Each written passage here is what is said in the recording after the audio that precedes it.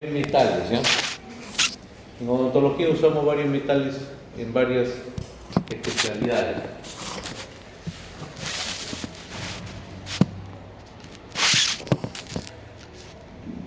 Por ejemplo, ahí, lo que están viendo es una corona metálica. ¿Ya? Acá una amalgama. A las amalgamas dejamos de usar hace bastante tiempo. ¿Por qué? Porque llevaba mercurio, y bueno, el mercurio en realidad es tóxico, pero no en la forma que está colocada en la boca. Normalmente la parte tóxica del mercurio son los gases mercuriales y no le afectaría al paciente sino al odontólogo. Y no he conocido a ningún odontólogo que tenga problemas por mercuriosis. Así que no es por ahí la cosa. Sino más que todo es por el color. Una restauración de ese color se ve oscura. Pero su duración de una amalgama es mucho más, pues, 40, 50 años. De una resina, 1 año, 2 años. Entonces, duraba bastante en realidad. Acá, otro tratamiento dice la tendencia libre de metal. Ese libre de metal es entre paréntesis, entre comillas. ¿Por qué? Porque el circonio, que es la estructura que se está usando, es un metal. Que trae el color del diente, pero es un metal. Como tiene el color del diente, me han puesto libre de metal, pero en realidad no es libre de metal. Es circonio, es un metal. Y bueno, al final, esa es una coronita que va sobre las estructuras de acero de metal o de circonio, y eso es el tratamiento que hacemos. Entonces, los metales, como ustedes ven, esto de acá es un refuerzo que le han puesto. Como esto de acá es una base metálica, acá en los implantes, miren, titanio, y esto es lo que va sobre los implantes, ¿ya? Entonces, los metales los usamos para varias cosas en odontología. Aparte de los instrumentos que usamos que son metálicos, ¿no? Acero quirúrgico. También en los trabajos utilizamos metales. Ahí lo que están viendo, por ejemplo, una fresa de metal, la cinta metálica que está al costado para no malograr el diente, también metal. Todos los metales los tenemos pues hace muchos años utilizando. Lo que dice que tiene un estado sólido a temperatura ambiente, son opacos, ¿ya? Excepto en capas muy finas. Buenos conductores de temperatura, buenos conductores de electricidad, eso ya lo habíamos visto en la primera teoría, y además tienen brillo. Está la tabla periódica, en realidad no tiene nada que ver ahí, más que para explicar dónde estaban los metales. Tenemos sólidos cristalinos, sólidos amorfos, cúbico central del cuerpo, cúbico compacto, hexagonal. Esto normalmente es del fierro, metales puros y del titanio. No nos vamos a meter en química, no tiene nada que ver en realidad nuestro curso. Esto sí, ¿eh? Hay diferentes colores que utilizamos de metales. Antiguamente era como una moda que la gente quería que le pongan un filito de oro en los dientes, o una chispita de oro. Era moda más que todo. Como el oro era caro, aparecieron otros metales que tenían el color parecido al oro, ¿no? Como el orodén, oropen, duracás. Eran unos metales que se utilizaba para hacer esos trabajos. Entonces lo que tiene que ver con el color, dorados, amarillos y plateados.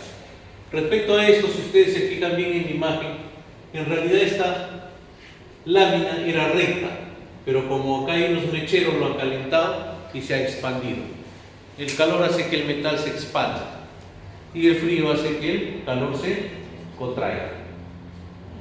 Se dice que la línea férrea que cruza Rusia en invierno mide 1 kilómetro menos en cuanto a longitud, porque van sumando los pequeños milímetros de cada riel en invierno, y al final dice que toda la línea terminaría midiendo 1 kilómetro menos, ¿ya? Eso es por la expansión y por la contracción. Bueno, los metales son densos, tienen un punto de fusión, cada metal tiene un punto determinado de fusión. O sea, el punto, la cantidad de temperatura que necesitan para que se convierta en líquido. Se rompan sus uniones interatómicas y se convierte en líquido. A eso se llama punto de fusión. Pero como normalmente no usamos metales puros, sino mezclados, no hablamos de punto de fusión, sino hablamos de rango de fusión, porque cada metal tiene su punto de fusión diferente. Entonces casi siempre hablamos de rango de fusión, un rango en que se va a convertir el metal en líquido. En cuanto a amabilidad y a ductibilidad, dos conceptos opuestos. ¿Por qué? Porque amabilidad es la capacidad que tiene un metal de convertirse en láminas, ¿ya? Y ductibilidad de convertirse en hilos. Para ductibilidad debo estirarlo, para lo que es maleabilidad debo aplastarlo, por eso digo un término contradictorio o opuesto. ¿Han visto las láminas de, ¿cómo se llama? Aluminio, los papeles de aluminio que venden en los mercados? Se supone que es una lámina de aluminio la que lo han ido aplastando hasta que se ha convertido en una lámina de ladrillo. ¿Por qué? Porque el material es maleable. El del oro dice que de 1 gramo de oro sacan 1 kilómetro de hilo de oro. Los trajes de los incas eran adornados con hilo de oro. Y eso, ¿qué hacían? Lo estiraban al oro hasta que se convertía en hilos. Pasa.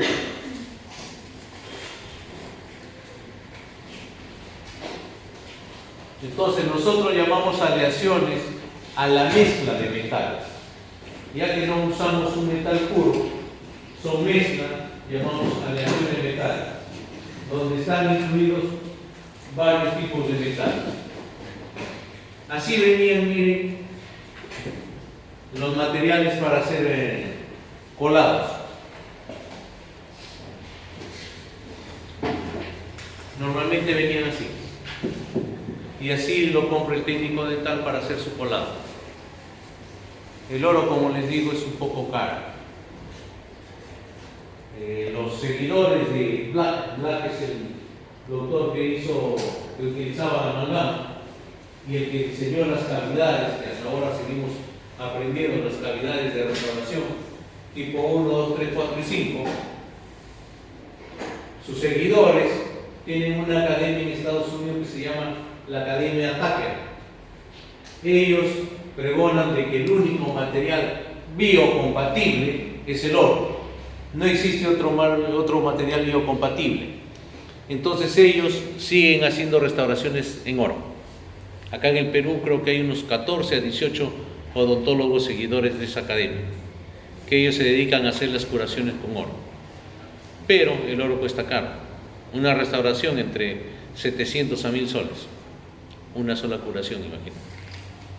Pero de hecho el único material biocompatible es el oro. Los otros materiales que sacaron en realidad eran una mezcla de metales, ¿no? Y siempre le aumentan materiales, le cambian materiales con la finalidad de mejorar sus propiedades físicas del material. Estos materiales tienen que ser resistentes a la corrosión y biocompatibles. Imagínense, en la boca que tenemos, ¿qué hay dentro de la boca? ¿Ya? Saliva. ¿Qué hay en la saliva? ¿Qué hay en la saliva? Hay un montón de componentes dentro de la saliva. Y eso ha llevado a la microbiología. ¿Qué hay en la saliva? ¿Nada? ¿Y han llevado ya microbiología ustedes?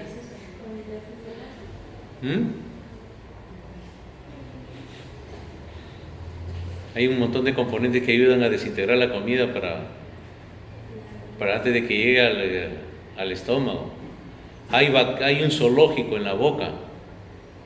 Hay hongos, hay bastonados, no bastonados, estreptococos, estafilococos, cocos, gran positivo, gran negativos. Hay un zoológico en la boca. En un beso hay un intercambio de bacterias, pero en cantidades grandes. Y todas estas bacterias podrían producir lo que dice ahí, corrosión. ¿Ya? Imagínense, el pH salival cambia más en las mujeres que en los hombres, porque según el ciclo menstrual hay diferentes cambios de pH. Si saben qué es el pH, ¿no? Potencial de hidrogeniones, ¿saben, no? ¿De cuánto a cuánto es? De 0 a 14. Entonces, de 7 para abajo ácido, de 7 para arriba base. Entonces, imagínense, si tenemos un pH ácido, ¿qué va a suceder con los metales? Una corrosión química. Y como se involucran iones positivos o negativos, tenemos una corrosión electroquímica también en la boca. Si los metales que usamos en boca no están regulados por alguien, terminaríamos malogrando. ¿Qué parte de nuestro organismo se malograría? ¿Hacia dónde van todos los componentes que están en la boca? ¿Ah? Sin miedo, ¿por qué tiene miedo para hablar? ¿A dónde irían los desechos? Al estómago. ¿A dónde más? ¿Dónde se filtran? En los riñones, en el hígado. ¿Se dan cuenta dónde se irían todos los desechos? Entonces tiene que estar controlado la cantidad de corrosión que pueda tener un material. No podemos poner un metal por poner en la boca, ya que la boca, al tener saliva, o sea, hay humedad, los materiales se corroen, se oxidan. Entonces los materiales tienen que ser biocompatibles. ¿Ah? Además de la biocompatibilidad, si le vamos a poner cerámica encima, cerámico porcelana es lo mismo, por si acaso. Tiene que tener adhesión a la porcelana, si no se va a caer la porcelana. Fácil fundición y vaciado, para que le facilite el trabajo al técnico. Fácil de soldar y pulir. Baja contracción al solidificarse. Imagínense si no sería controlado la expansión y contracción del metal. Si el paciente toma algo caliente, se va a expandir, y si toma algo frío, se va a contraer. Y si se contrae o se expande más que lo que se contrae en una cerámica, la cerámica se va a terminar fracturando y cayendo. Y terminaríamos con el reclamo del paciente que se le ha caído la restauración que hemos colocado, la corona, el puente que hemos colocado. Entonces tiene que ser controlado, la expansión y contracción tiene que ser controlado. Y todo eso que controlan biocompatibilidad, corrosión, todo eso lo controla la Asociación Dental Americana. Ha sacado unos ISOs, le llaman a ellos. En el ISO te dice cuánto de corrosión puede tener un metal máximo, cuánto de corrosión máximo.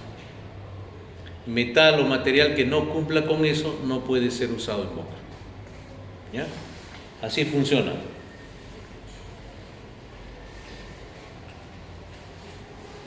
Sus propiedades, acá quiero que me escuchen. ¿Ya? Imagínense que sea un alambre puesto en una base. Acá tengo un cuadro donde voy a graficar tensiones y deformaciones. Le aplico una fuerza en este sentido, 10 gramos de fuerza, controlada. Y mido cuánto se deformó. Acá me dice que por 10 gramos se deformó 1. Entonces coloco un punto acá. 10 gramos, 1 centímetro de deformación. Acá lo estoy haciendo de esta manera. Puede ser en compresión, puede ser en tracción, en lo que sea. Igualito puedo graficar. 20 gramos, 2 centímetros en el punto de 2. 30 gramos, 3 centímetros. Cada vez que aplico 10, ¿se me deforma? 1. 22, 30, 3. Porque cada vez que le aplico 10, se me deforma 1. Quiere decir que es directamente proporcional mi deformación de acuerdo a la tensión que yo le aplico. Pero ¿qué pasa si cuando le aplico 40 gramos ya no se me deforma 1, sino se me deforma 2 centímetros? Ya no hay proporción. Dejó la proporción. Sigo aplicando fuerza, cada vez se me deforma más. Entonces yo a este punto de acá le voy a llamar límite proporcional, porque hasta ese punto hubo proporción entre tensión y deformación. ¿Me están entendiendo? No me tienen la vista. Mientras haya proporción, hasta el punto que llegó, ese es mi límite proporcional. A partir de ahí ya no hay proporción, por eso se llama límite proporcional. Entonces, a ese punto le llamo límite proporcional. Aparte, tengo otro límite, que está por acá, límite de elasticidad. ¿Cuál es el límite de elasticidad? El límite hasta el cual yo puedo doblar un alambre o lo que sea, y cuando lo suelto debe regresar a su forma original. Si se queda deformado, ya pasó del límite elástico. El límite elástico hasta donde prácticamente se comporta como un elástico. Cuando yo deje de aplicarle la fuerza, regresa a su forma original. Si yo me paso del límite elástico, el material queda deformado. ¿Ya? Así funciona. Entonces ya tengo límite proporcional, tengo límite elástico. 10 entre 1, 20 entre 2, 30 entre 3, 40 entre 5, 8 puntos y tanto. Dense cuenta que mientras yo divido tensión sobre deformación por debajo del límite proporcional, siempre me va a dar la misma cantidad. O sea que es una constante. Y a esa constante le llamo módulo de elasticidad. ¿Ya? A la constante que encuentro al dividir tensión sobre deformación por debajo del límite proporcional, yo le llamo módulo de elasticidad. Entonces, ¿qué es el módulo de elasticidad? Es el grado de rigidez de un material. Mientras más rígido, más alto su módulo de elasticidad. Mientras más flexible, menor su módulo de elasticidad. ¿Me están entendiendo? ¿Sí? ¿Seguro? Se perdieron, creo. Vamos a explicar de otra manera. ¿Ya? Vamos a explicar de otra manera. A ver.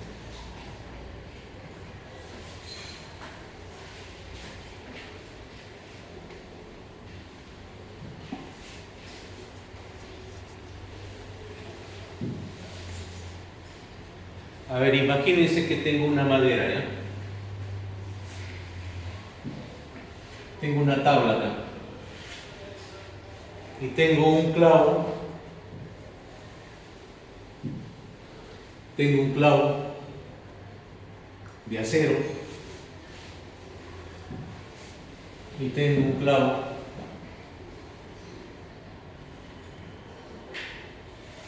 de Hebe. El acero es rígido, módulo de elasticidad alto.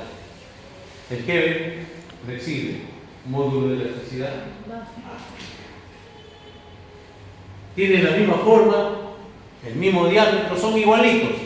La única diferencia es su módulo de elasticidad, o sea, su rigidez del material. Uno es acero y el otro es Hebe. ¿Está bien? ¿Qué pasa si yo lo golpeo con 40 kilos de fuerza, por ejemplo? 40 kilos. Acá. ¿Qué va a pasar con el clavo de acero? Se planta en la madera. ¿Y qué pasa con el clavo de Hebe? ¿Se planta o no se planta? ¿Y por qué no se planta si son igualitos? ¿Ah? ¿Por qué no se planta? Son igualitos los clavos. Por su rigidez. Quiere decir que posiblemente los 40 kilos llegaron a la punta del clavo en el de acero, mientras que en el de Hebe les aseguro que si lo miden no llega ni 10. ¿Por qué? Toda la fuerza fue absorbida por el Hebe. El Hebe se deformó, pero no llegó la fuerza a la punta del clavo. Ese es módulo de elasticidad. ¿Qué tiene que ver con nosotros?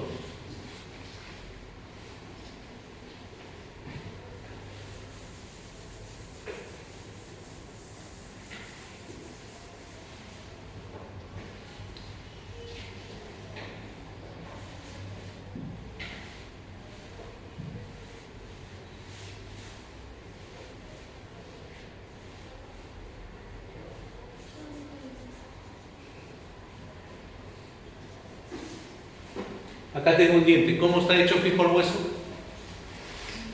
¿Cómo se une el diente al hueso? ¿Va soldado al hueso? ¿Ah? ¿Va soldado o no al hueso el diente? ¿Va soldado al hueso? ¿Estás segura? ¿Tú qué me dices? No me tengas miedo, ¿qué me dices? ¿Está soldado el diente al hueso o no? ¿Qué opinan ustedes? ¿Cómo está hecho fijo el diente al hueso?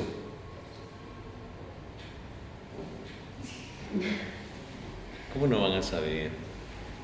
Yo supongo que llevaba histología. No va soldado, ¿ya? El diente va hecho fijo. Este es el hueso, ¿ya? Va hecho fijo a través de unas fibras, así.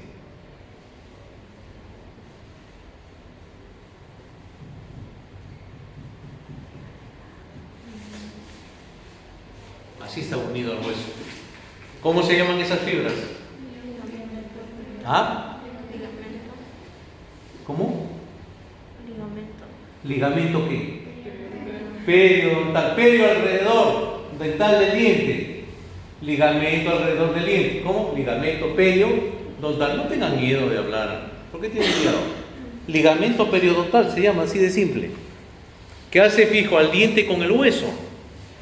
¿Y de qué sirve ese ligamento periodontal? ¿Qué nos sirve que tenga ese ligamento periodontal ahí? ¿Cuál es su función? Aparte de unir al diente con el hueso. ¿Ah? Lo está soportando el diente con el hueso. ¿Pero cuál es su función?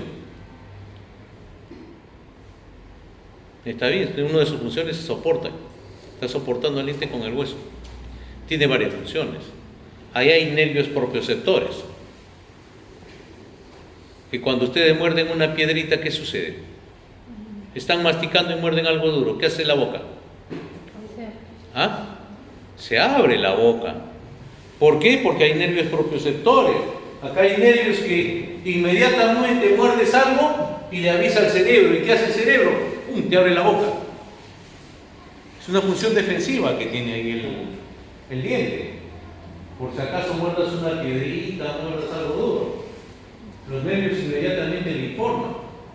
Pero yo no iba a esa función, esa es una de las funciones. Soporte es otra. Yo estoy preguntando, ¿qué hace ahí el ligamento? ¿Para qué nos sirve? ¿Han visto cómo es el amortiguador de un carro? Cuando el carro entra a un bache, ¿qué sucede?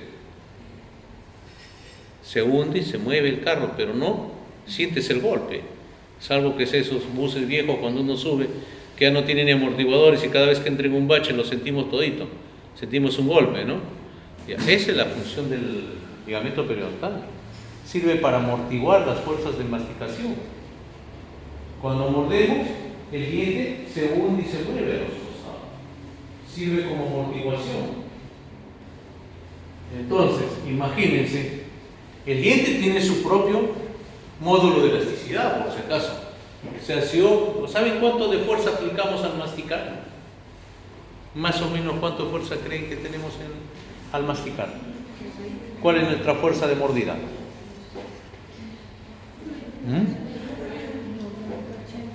80, 90, ¿quién da más? 90 kilos. 90 kilos más o menos de fuerza. Imagínense. ¿Ustedes creen que los 90 kilos llega acá al ligamento periodontal? No llega a los 90, porque el diente tiene su propio módulo de elasticidad. Y si tiene su propio módulo de elasticidad, ¿qué quiere decir? Que mucha de la fuerza se va a quedar acá dentro del diente, no va a llegar acá. Absorbe fuerzas el diente. Entonces, ¿qué pasa? A mí se me ocurre, pues, hacer la restauración. Le voy a hacer una corona al paciente y le hago una corona de metal. Todo es con metal. El metal es rígido. Cuando el paciente muerde, ¿qué va a pasar? ¿Me va a absorber el metal la fuerza? No. ¿Quién va a estar sufriendo? Mi ligamento periodontal. Así de simple. Mi ligamento es el que sufre porque yo le puse una restauración rígida al paciente. Le puse una restauración con alto módulo de elasticidad. Por lo tanto, mi ligamento periodontal está trabajando más de lo que debería trabajar. Y no debería ser así. Por eso es que aparecen materiales que te dicen con módulo de elasticidad parecido a la dentina. O sea que tienen un módulo parecido a la dentina y van a funcionar como sería dentina del diente. Van a absorber fuerzas. ¿Y qué voy a estar haciendo? Protegiendo mi ligamento periodontal, para que mi ligamento periodontal no sufra. ¿Me entienden? Esa es la idea de que el material debería tener un módulo de elasticidad parecido a la dentina. ¿Ya? Bueno, vamos a borrar.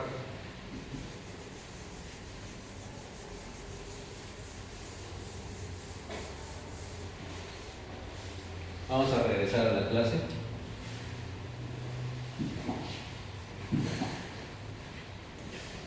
Entonces ya teníamos estos conceptos: límite proporcional, límite elástico, módulo de elasticidad. ¿Qué nos falta? La ley de Hooke, creo. Módulo de elasticidad, les dije. Límite proporcional, ley de Hooke. ¿Qué dice Hooke? Hooke dice: la tensión es directamente proporcional, o la deformación es directamente proporcional a la tensión, siempre y cuando sea por debajo del límite proporcional. Eso es lo que dice la ley de Hooke, ¿ya? La deformación es directamente proporcional a la tensión, o sea, a la fuerza que se aplica. Límite elástico ya les expliqué, y seguimos con módulo de elasticidad. Hasta hace unas décadas atrás, todos los materiales que usábamos eran acero.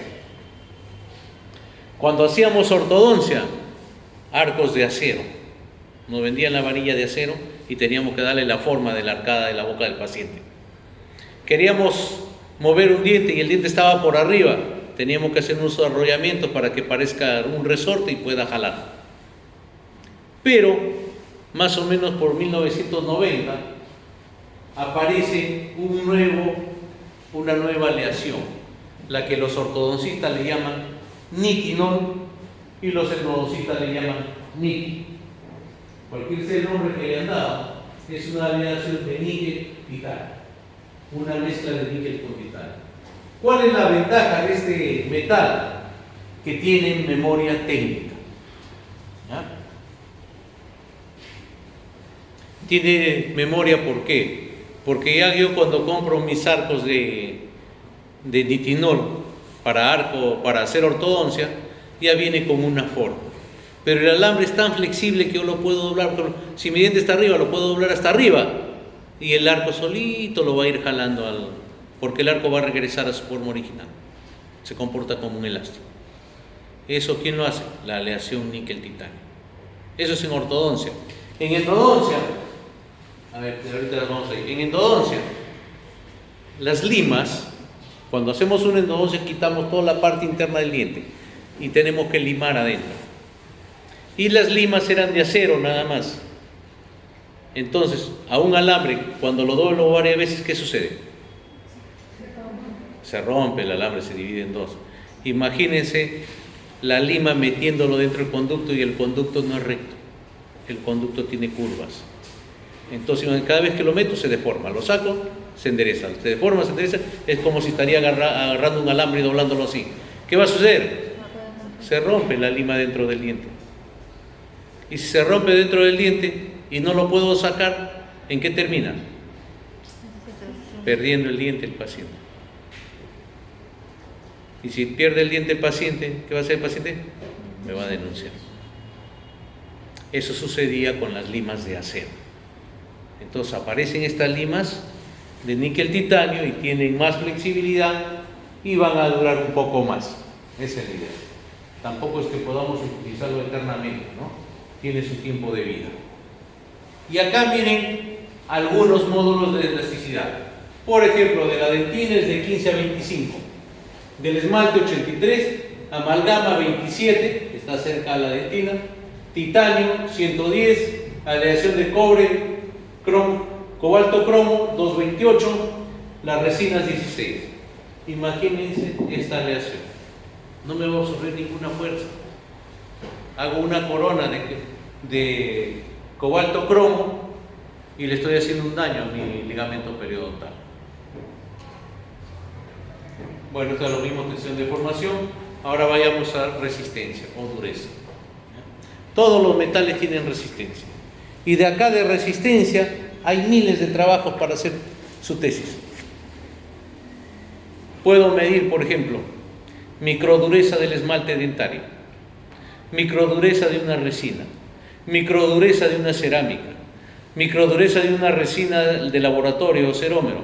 Y ahora que han aparecido las nuevas resinas que son imprimibles, 3D, que todavía casi nadie le hace estudios, puedo hacerle una medida de microdureza. Puedo medir la microdureza inicial y después, por ejemplo, ponerlo a bebidas gaseosas y ver la diferencia. Cómo se comporta la resina después que le he colocado en bebidas gaseosas. Lo puedo poner en bebidas gaseosas. Otro tesis puedo hacer. En vez de bebidas gaseosas lo utilizo las bebidas energéticas. Bol, Monstruo, ¿cómo se llama la otra? La que te da alas y todas esas cosas. Otra tesis diferente. En vez de microdureza puedo medir rugosidad. Estoy midiendo resistencia. Rugosidad, o sea, si la bebida le hace huequitos a la resina, que también lo hace por si acaso. Entonces tengo una rugosidad inicial antes de colocarlo en la bebida gaseosa, en las bebidas energéticas, en ácidos, en lo que quiera. También puedo medir estabilidad de color, si mantiene el color o no. Lo pongo, por ejemplo, a café, a vino, ya sea al diente, a la resina, lo que esté estudiando. ¿Qué más puedo ver? Bueno, las resistencias hay un montón. Resistencia a la compresión, resistencia a la tracción, resistencia tangencial, resistencia al impacto. Cualquiera de esas resistencias puedo medir. Y sigo hablando de resistencia del material, ¿no? Entonces, de acá es de donde salen las tesis, midiendo resistencias del material. Puedo ver también absorción de agua. ¿Cuánto de agua absorbe una resina? Y eso va a ser mi indicativo para poder ver de repente estabilidad de color. Entonces, todas tienen que ver con resistencia. Lo que no existe, por si acaso, resistencia a, ¿cómo se llama? A la fractura, ¿ya? No me van a poner resistencia a la fractura. La fractura es un efecto. O sea, si yo lo comprimo, ¿cuándo me doy cuenta que llegó a su máxima resistencia? Cuando el material se fractura. Así que la fractura no es medible. Yo no puedo decirle apliqué 20 kilos de fractura, pues. Pero sí le puedo aplicar 20 kilos de presión. O lo puedo estirar aplicando 20 kilos de fuerza. Y cuando se fracture voy a decir hasta ahí llegó mi material, ¿no? Pero sin embargo veo estudio y dice resistencia a la fractura. Y le digo, ¿cuánto de fractura aplicaste? No le apliqué fractura, le apliqué tracción. Entonces resistencia es a lo que ustedes puedan medir, ¿ya? Diferentes tipos de resistencia. Por ejemplo, el de acá. Esta resistencia es microdureza, porque es resistencia a la penetración. Este es un aparatito que la punta tiene forma de diamante. Entonces lo pongo, eso hay que verlo con un microscopio porque es microscópico. Y le aplico 20 kilos de fuerza y baja la puntita y le hace un huequito al diente. Y de ahí, como tiene forma de diamante, mido largo por ancho. Y de acuerdo a eso me sale cuánto resistencia tiene el material. Y así le hago varias pruebas y ya tengo la resistencia del material. Simple y fácil de hacer.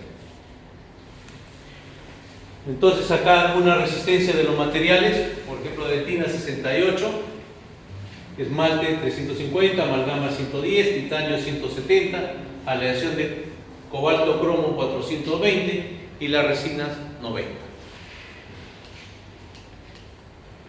Mientras más pequeño el cristal será mejores propiedades físicas. No tanto, ¿ya? Cuando hablemos de resina les voy a explicar un poco de cómo fue con las resinas, ¿ya? Lo voy a hacer más adelante. La compatibilidad ya les hablé.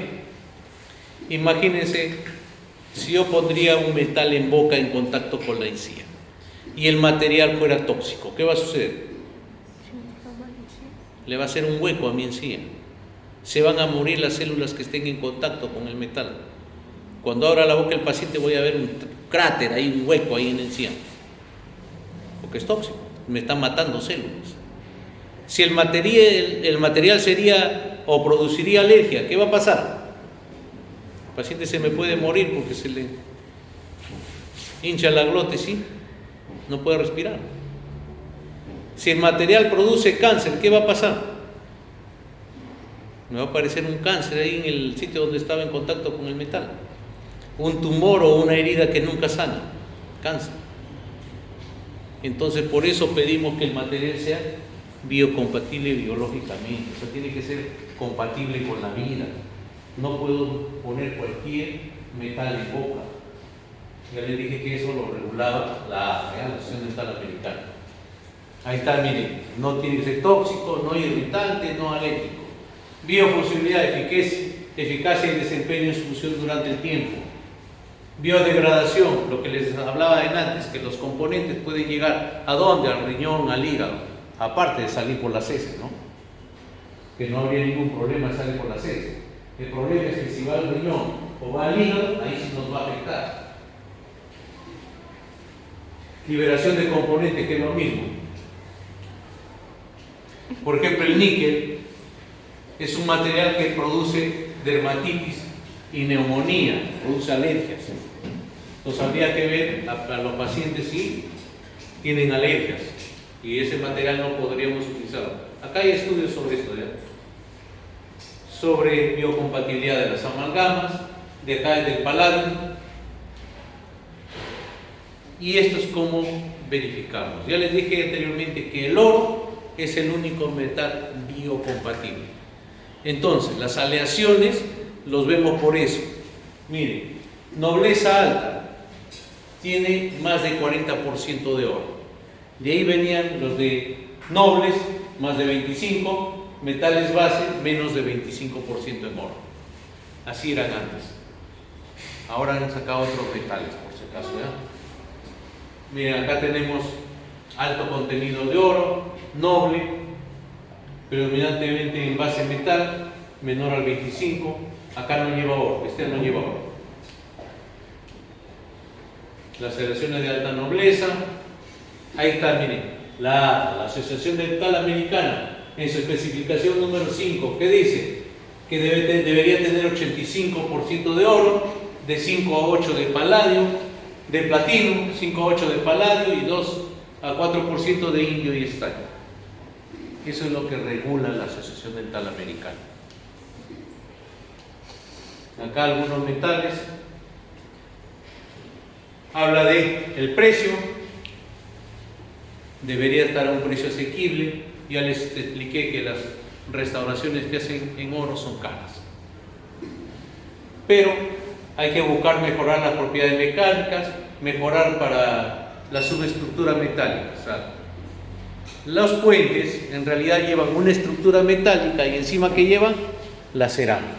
O sea, nosotros lo que vemos hacia afuera es cerámica, pero adentro ¿qué hay? Metal. Ya sea el circonio o un metal normal, ¿no? Ahí miren aleaciones de oro, cobre, plata, paladio, oro, plata, paladio e indio, paladio, cobre, galio y plata, paladio. Acá algunas, ¿ya? Endodoncia, estas son las limas de endodoncia. Ortodoncia, los arcos de ortodoncia. Estas son el remanio, que son para estructuras de cerámicas. Los braques que se usan en boca, acero. Y esta es una estructura para prótesis removible. Esa es la más dura que hay, cobalto cromo. Níquel titanio, níquel cromo, cobalto cromo. Este es cobalto cromo, en la de abajo. Entonces, acá algunos metales que se están utilizando, como el boro, carbono, cobre, selio, galio, silicio, estaño, manganeso, titanio, circonio, hierro y niobio. Esos son los metales que en realidad se utilizan en boca. Las aleaciones para prótesis, níquel cromo berilio y cobalto cromo. Hasta ahora se utilizan, por si acaso. Las de ya níquel cromo berilio para las cerámicas, para prótesis fija. Y la de acá es prótesis removible. Metal base, alta solidez y resistencia a la corrosión. No contiene metales nobles, son más rígidas, y resistentes a la flexión. Mientras que las de allá, coeficiente de expansión térmica similar a la cerámica, para que la cerámica no se reviente. Entonces, al final, ¿alguna pregunta? ¿Algo que no les haya quedado claro? Que va a venir el examen y todo. Todo el curso. Ya tenemos entonces metales para bases metálicas, metales para ortodoncia y endodoncia que son níquel, titanio, y para los implantes el titanio. ¿Ya? Y esos son los metales que estamos utilizando. Aparte de los metales que utilizamos en los instrumentos, en los forces, en las espátulas, en todos los instrumentos que utilizamos para tratar a los pacientes. ¿Ya? ¿Alguna pregunta? Bueno, si no hay preguntas, entonces empezamos a trabajar con lo que no terminaron la vez pasada. Terminan y me lo presentan para